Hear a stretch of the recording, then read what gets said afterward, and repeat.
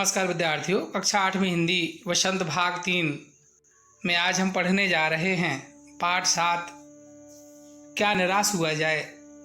यह एक निबंध विधा है और इसके निबंधकार हैं डॉक्टर हजारी प्रसाद द्विवेदी।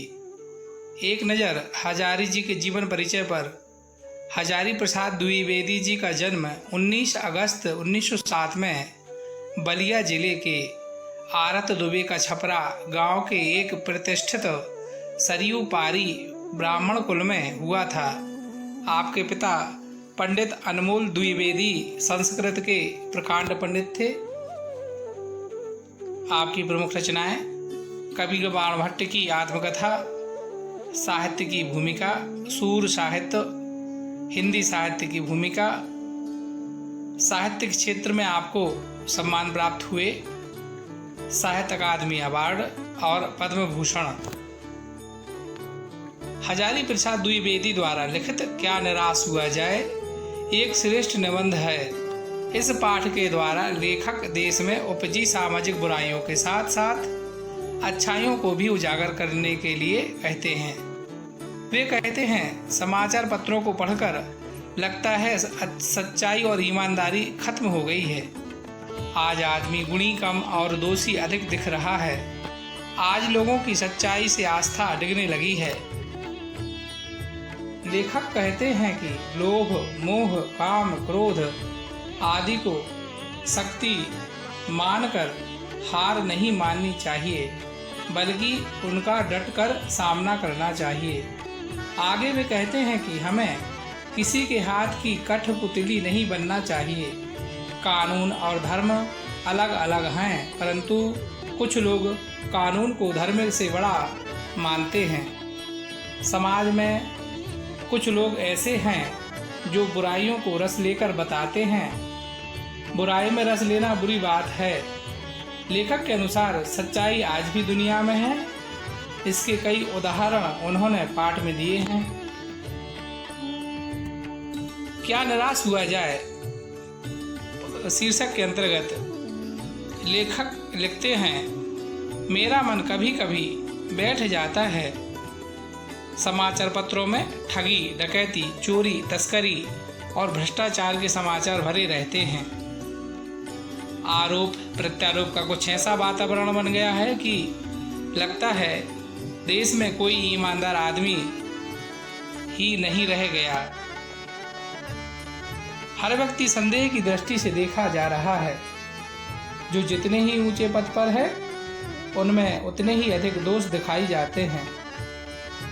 एक बहुत बड़े आदमी ने मुझसे एक बार कहा था कि इस समय सुखी वही है जो कुछ नहीं करता। जो कुछ भी करेगा उसमें लोग दोष खोजने लगेंगे, उसके सारे गुण भुला दिए जाएंगे और दोषों को बढ़ा चढ़ाकर दिखाया जाने लगा। दोष किसमें नहीं होते। यही कारण है कि हर आदमी दोषी अधिक दिख रहा है, गुणी कम या बिल्कुल नहीं। स्थिति अगर ऐसी है तो निश्चय ही चिंता का विषय है। क्या यही भारतवर्ष है जिसका सपना तिलक और गांधी ने देखा था? रविंद्रनाथ ठाकुर और मदन मोहन मालवीय का महान संस्कृति सभ्य भारतवर्ष किसी अतीत में डूब गया। आर्य और द्रविड़, हिंदू और मुसलमान, यूरोपीय और भारतीय आदर्शों का मिलन भूमि, मानव महासमुद्र क्या सूख ही गया? मेरा मन कहता है ऐसा हो नहीं सकता। हमारे महान मनीषियों के सपनों का भारत है और रहेगा। यह सही है कि इन दिनों कुछ ऐसा माहौल बना है कि ईमानदारी से मेहनत करके जीविका चलाने वाले निरीह और भोले भाले श्रमजीवी पिस रहे हैं और झूठ और फरेब का रोजगार करने वाले फल फूल रहे हैं। ईमानदारी को मूर्खता का पर्याय समझा जाने लगा है। सच्चाई केवल भीरू और बेबस लोगों के हिस्से पड़ी है। ऐसी स्थिति में जीवन के महान मूल्यों के बारे में लोगों की आस्था ही हिलने लगी है। भारतवर्ष ने कभी भी भौतिक वस्तुओं के संग्रह को बहुत अधिक महत्व नहीं दिया है। उसकी दृष्टि से मनुष्य के भीतर जो महान आंतरिक गुण स्थिर भाव से बैठे हुए हैं वही चरम और परम है। लोभ, मोह, काम, क्रोध आदि विचार मनुष्य में स्वाभाविक रूप से विद्यमान रहते हैं, पर उन्हें प्रधान शक्ति मान लेना और अपने मन तथा बुद्धि को उन्हीं के इशारे पर छोड़ देना बहुत बुरा आचरण है।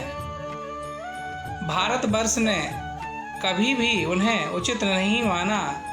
उन्हें सदा संयम के बंधन से बंधकर रहने का प्रयत्न किया है, परंतु भूख की उपेक्षा नहीं की जा सकती, बीमार के लिए दवा की उपेक्षा नहीं की जा सकती, गुमराह को ठीक रास्ते पर ले जाने का उपायों की उपेक्षा नहीं की जा सकती। प्रायः वे ही लक्ष्य को भूल जाते हैं और अपने ही सुख सुविधा की ओर ज़्यादा ध्यान देने लगते हैं।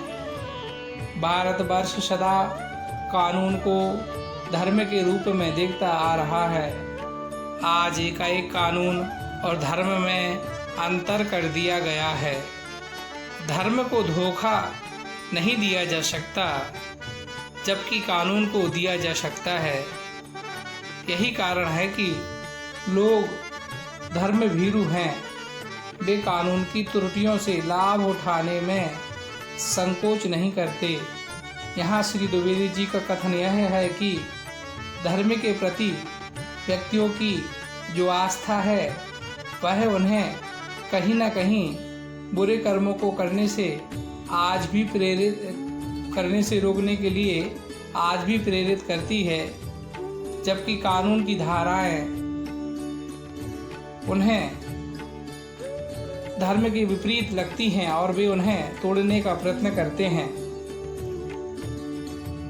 इस बात के पर्याप्त प्रमाण खोजे जा सकते हैं कि समाज के ऊपरी वर्ग में चाहे जो भी होता रहा हो, भीतर भीतर भारतवर्ष अब भी यह अनुभव कर रहा है कि धर्म कानून से बड़ी चीज़ है। अब भी सेवा, ईमानदारी, सच्चाई और आध्यात्मिकता के मूल्य बने हुए हैं। वे दब अवश्य गए हैं लेकिन नष्ट नहीं हुए हैं। आज भी वह मनुष्य से प्रेम करता है, महिलाओं का सम्मान करता है, झूठ और चोरी को गलत समझता है, दूसरों को पीड़ा पहुंचाने को पाप समझता है। हर आदमी अपने व्यक्तिगत जीवन में इस बात का अनुभव करता है।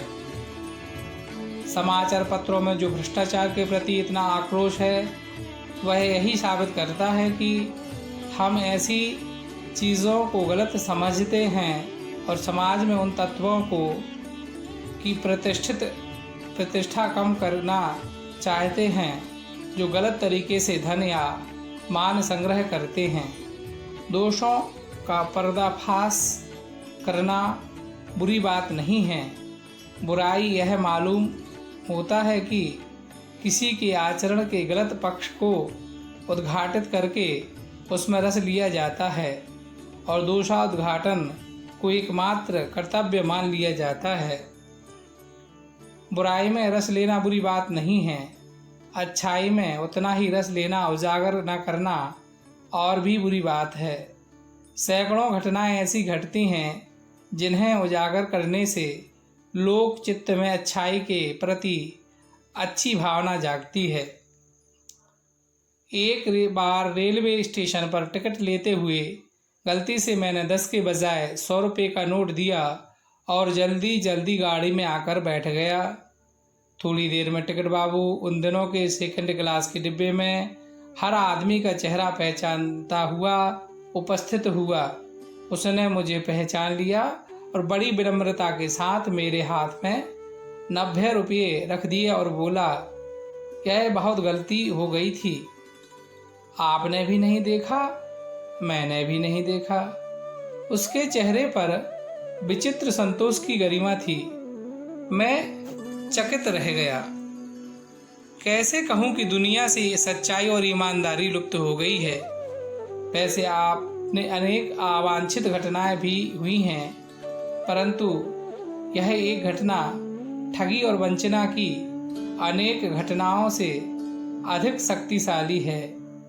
एक बार मैं बस में यात्रा कर रहा था। मेरे साथ मेरी पत्नी और 3 बच्चे भी थे।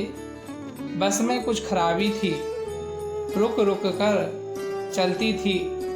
गंतव्य से कोई 8 किलोमीटर पहले ही एक निर्जन सुनसान स्थान में बस ने जवाब दे दिया। रात के कोई 10 बजे होंगे। बस में यात्री घबरा गए। कंडक्टर उतर गया और एक साइकिल लेकर चलता बना। लोगों को संदेह हो गया कि हमें धोखा दिया जा रहा है। बस में बैठे लोगों ने तरह तरह की बातें शुरू कर दी। किसी ने कहा, यहाँ डकैती होती है। 2 दिन पहले इसी एक बस को लूट लिया गया था। परिवार सहित अकेला मैं ही था। बच्चे पानी पानी चिल्ला रहे थे। पानी का कहीं ठिकाना ना था। ऊपर से आदमियों का डर समा गया। कुछ नौजवानों ने ड्राइवर को पकड़कर मारने पीटने का हिसाब बनाया। ड्राइवर के चेहरे पर हवाइयाँ उड़ने लगी। लोगों ने उसे पकड़ लिया। वह बड़े कातर ढंग से मेरी ओर देखने लगा और बोला, हम लोग बस का कोई उपाय कर रहे हैं, बचाइए, ये लोग मारेंगे। डर तो मेरे मन में था, पर उसकी कातर मुद्रा देखकर मैंने यात्रियों को समझाया कि मारना ठीक नहीं है। परंतु यात्री इतने घबरा गए कि मेरी बात सुनने को तैयार नहीं हुए। कहने लगे, इसकी बातों में मत आइए, धोखा दे रहा है। कंडक्टर को पहले ही डाकुओं के यहाँ भेज दिया है। मैं अभी बहुत भयभीत था, पर ड्राइवर को किसी तरह मारपीट से बचाया। 1.5-2 घंटे बीत गए। मेरे बच्चे भोजन और पानी के लिए व्याकुल थे। मेरी और पत्नी की हालत बुरी थी। लोगों ने ड्राइवर को मारा तो नहीं, पर उसे बस से उतारकर एक जगह घेर कर रखा। कोई भी दुर्घटना होती है तो पहले ड्राइवर को समाप्त कर देना उन्हें उचित जान पड़ा। मेरे गिड़गिड़ाने का कोई विशेष असर नहीं पड़ा। इसी समय क्या देखता हूँ कि एक खाली बस चली आ रही है और उस पर हमारा कंडक्टर भी बैठा है।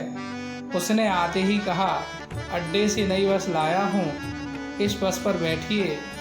वह बस चलने लायक नहीं है। तभी एक बस आती दिखी। उसमें कंडक्टर बैठा था। उसने यात्रियों से बस में बैठने को कहा, क्योंकि वह बस खराब हो चुकी थी। फिर मेरे पास एक लोटे में पानी और थोड़ा दूध देकर आया और बोला, पंडित जी, बच्चों को रोना मुझसे देखा नहीं गया, वहीं दूध मिल गया, थोड़ा लेता आया। यात्रियों में फिर जान आई। सबने उसे धन्यवाद दिया, ड्राइवर से माफ़ी मांगी और 12 बजे से पहले ही सब लोग बस अड्डे पहुंच गए। कैसे कहूं कि मनुष्यता एकदम समाप्त हो गई।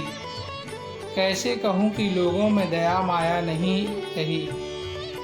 जीवन में जाने कितनी ऐसी घटनाएं हुई हैं जिन्हें मैं भूल नहीं सकता। कविवर रविंद्रनाथ ठाकुर ने अपने प्रार्थना गीत में भगवान से प्रार्थना की थी कि संसार में केवल नुकसान ही उठाना पड़े, धोखा ही खाना पड़े, तो ऐसे अवसरों पर भी हे प्रभु मुझे ऐसी शक्ति दो कि मैं तुम्हारे ऊपर संदेह ना करूं। मनुष्य की अपनी विधियां गलत नतीजे तक पहुंच रही हैं, तो इन्हें बदलना होगा। वस्तुतः आए दिन इन्हें बदला ही जा सकता है, लेकिन अब भी आशा की ज्योति बुझी नहीं है। महान भारतवर्ष को पाने की संभावना बनी हुई है, बनी रहेगी। मेरे मन निराश होने की जरूरत नहीं है। इस अध्याय में इतना ही। अब बारी है प्रश्नाभ्यास की, तो लीजिए प्रस्तुत हैं एक प्रश्न।